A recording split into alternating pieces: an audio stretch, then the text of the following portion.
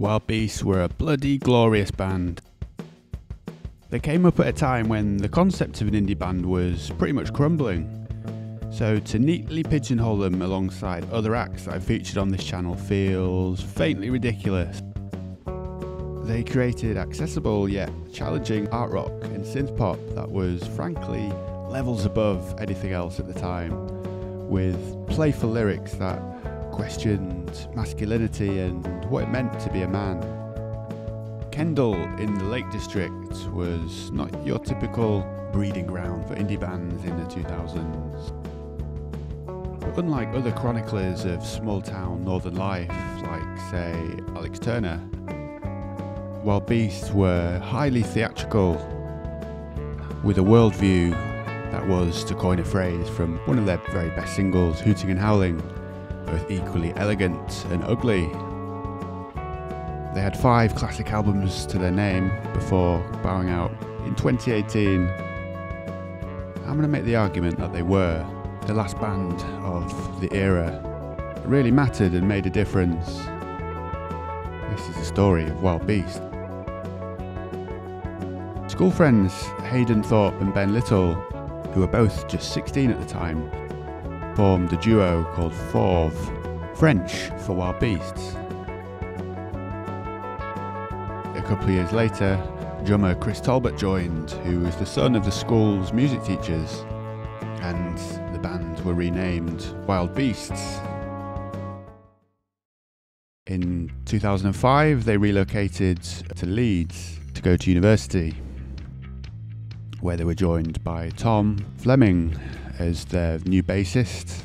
He was also from Kendal and was living in Leeds at the time. Leeds became a happy hunting ground for the Beasts and really was where they made their name, performing their first gig at the Mixing Tin in the city centre. Familiar fixtures at places like Joseph's Well, the Cockpit, the Broodnell Social Club and the Faversham. The debut single came out in 2006 on Leeds indie label Bad Sneakers. It was brave, bulging, buoyant, clairvoyant, and the title alone, without even listening to it, gives you a bit of a clue into where the Beasts were coming from. Still, pretty perfect pop song, with a melody that's bursting at the seams, and to me it encapsulates that feeling of being young in your 20s and discovering who you are and experimenting.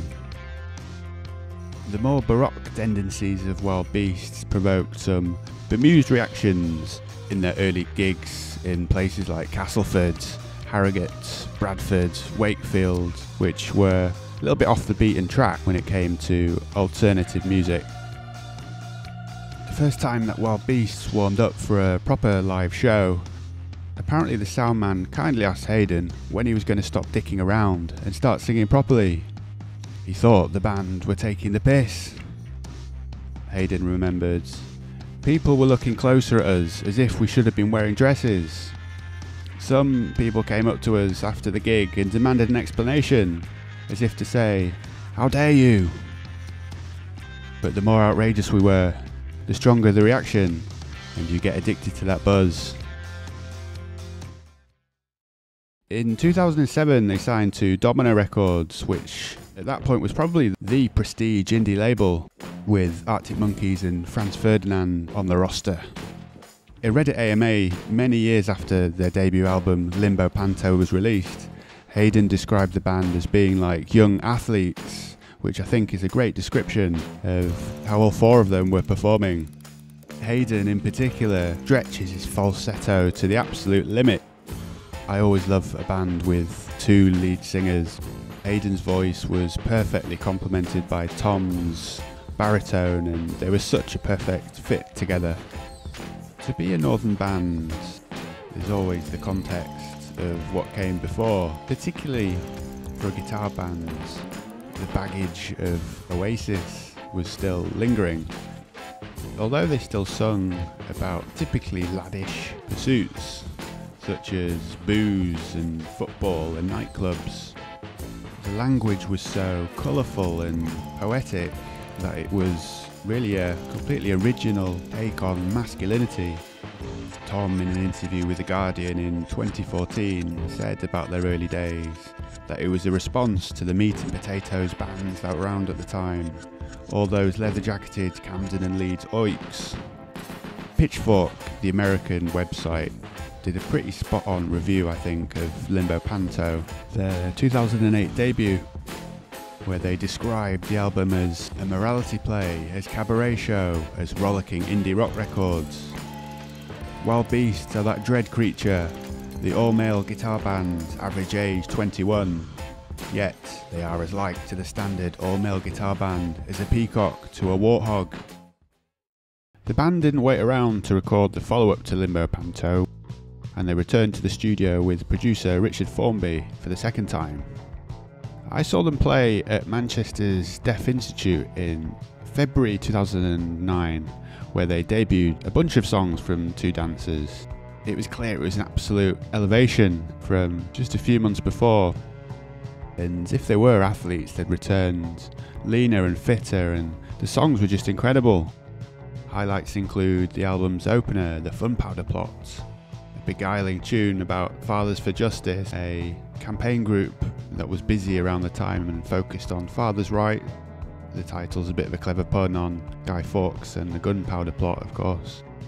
And the best song on the album for me is All the King's Men, which was a single, sung by Tom with the band in perfect symmetry, and yeah, fantastic drum beat, with Tom memorably shouting out girls from Shipley and Hounslow and Whitby.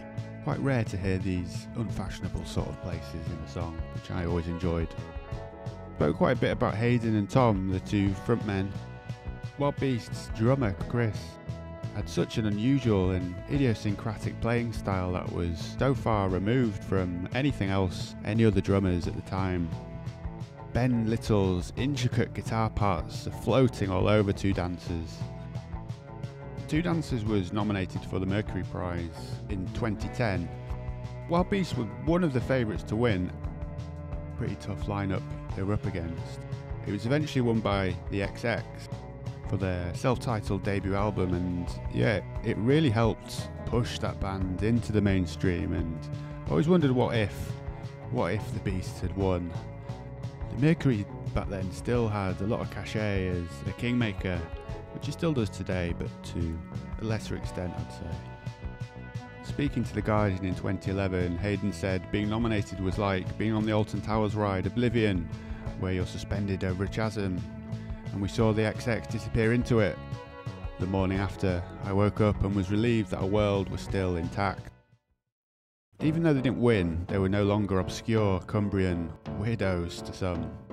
The local newspaper, the North West Evening Mail, even called them the biggest band to come out of South Cumbria for decades, if not ever. Can't emphasise enough just how good the band were live around this time.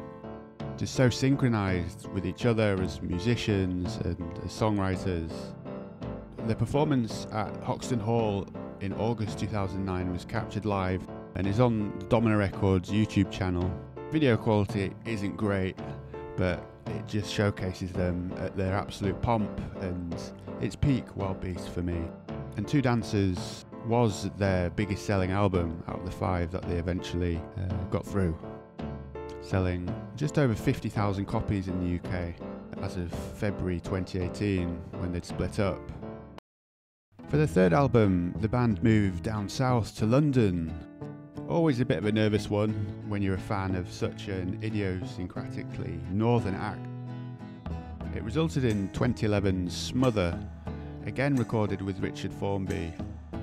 It really stripped back the bullish bravado of the first records into a softer and more introspective sound. Those theatrics of brave, bulging, buoyant clairvoyance seemed a long time ago, but it was just 3 years. It was almost a Radiohead-esque metamorphosis, where they gleefully shed the baggage of their past albums, challenging expectations and maybe disappointing some fans, but always creating something interesting. And whereas the first 2 records were all about hedonism, Smother was definitely the after party or the come down.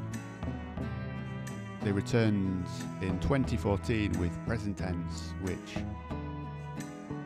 probably their darkest album, and it introduced more electronic elements to their sound, really meticulously recorded, with a couple of absolute classic Wild Beast bangers like Wanderlust, which includes a line about their disdain for English bands who have become too Americanized.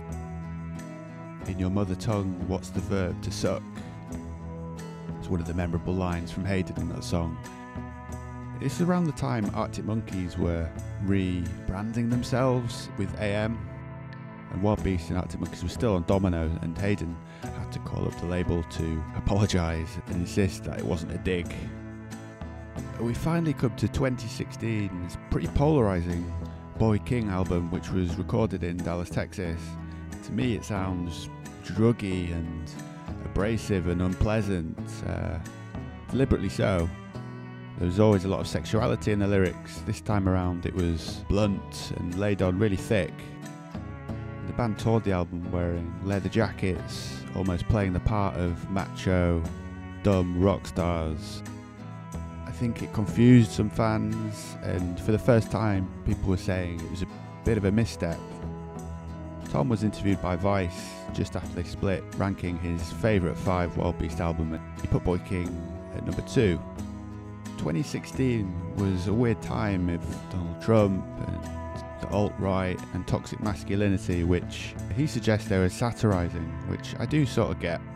He said, so maybe it was an apocalyptic record reflecting all of the nastiness around us. Then in 2017 they announced that Wild Beasts would be coming to an end. The goodbye message was just as classy as their music, and rather than providing the gory details, it was time for Wild Beasts to leave this orbit. It was the simple, beautiful truth.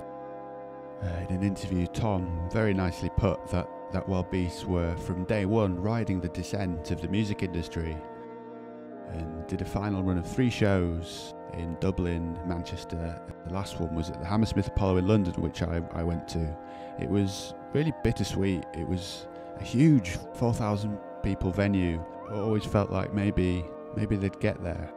And for it to happen in their last gig, it was emotional and moving as a last gig should be. And yeah, the Guardian review said it was so good that you wish that bands would split up more often. I thought it'd be a good time to get this video out now because both Hayden and Tom have put solo albums out this month. Hayden has released Ness, which is the most agricultural I think he's ever sounded, with lyrics that are inspired by nature. Tom, who's going under the One True Pairing moniker, his second album Endless Rain, which I think is an absolute masterpiece, the best post-Beasts output either of them have done, and I really, really hope it gets the audience that it deserves. Looking back on Wild Beasts, for those who really got them, they were the type of band that you hold close to your chest and defend against all comers, but there's still that niggling feeling that they never quite got their due. Cheerio chaps. Wild Beasts, I loved you.